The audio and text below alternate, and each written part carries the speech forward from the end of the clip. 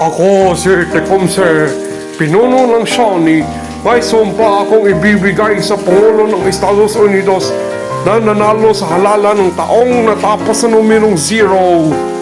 Ha ha ha ha ha.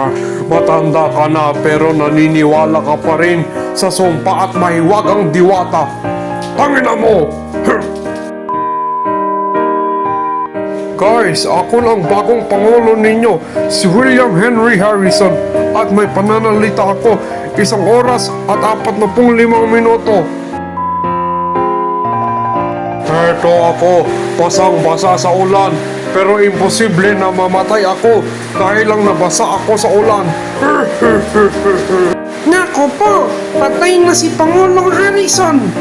Diba sabi ko na totoo ang aking sumpa? May malaking problema ang Estados Unidos, pang-aalipin. Ang mga aliping negro na ito ay galing sa Afrika.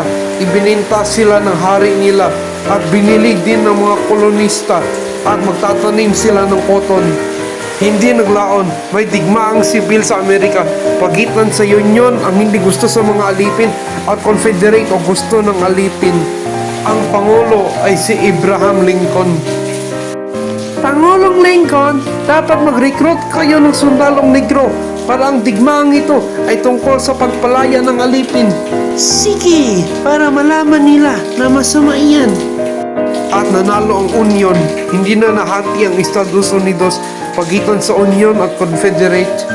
Parinig ko si Pangulong Lincoln habang nasa sinihan siya. Hoy, tangina mo! Hoy, tangina aray ah! Patay na siya. Ako si James Garfield, bagong pangulo ninyo. Aray ko! Namatay siya pagkatapos ng 80 araw dahil madumi ang kamay ng mga doktor niya. Baka totoo ang sumpa. Ako si Pangulong McKinley. Magaling ako, masyado na imperialista. Pinaril ako, guys. Namatay siya dahil sa gangrene, dahil sa sugat niya. Ako si Pangulong Warren Harding. Korap ang administrasyon ko. Hindi ako maniwala sa sumpa ni Tecumseh. Aray ko! Puso ko! Ayun, sobrang korap eh. Inatake siya sa puso. Patay. Ako si Pangulong Roosevelt. Ayoko sa Japan. Inatake niya ang Pearl Harbor. Dapat kasali tayo sa ikalawang digmaang pandaigdig. Naku po, patay na siya. Inatake siya sa puso. Tulong! Ano, tapos na ba ang sumpa? Sana wala ng sumpa. Pogi ang pangulo namin, si John F. Kennedy. Okay, wala. Marami ng biktima ang sumpa. 7 pangulo ang biktima. Bakit kasi may sumpa? Kailan ito matapos? Ako si Ronald Reagan. Naku po! Kalma lang, buhay pa ako. Malamang yung sumpa hindi pa umepekto. Buhay pa ako. Si Pangulong Kennedy ang huling biktima ng sumpa ni Tecumseh. Ako ang unang pangulong malaya sa sumpa. Yeah! Kaya pala buhay pa si Bush at si Biden kahit tapos na ang termino nila.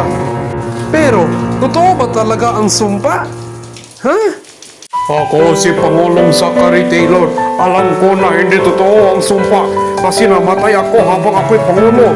Pero ako'y nanalo sa halalan sa taong 18, 48. Ayon sa sumpa, kung sinong pangulo ang nanalo sa halalan sa taong natapos sa 0 ang numero, ay siya'y mabibiktima ng sumpa.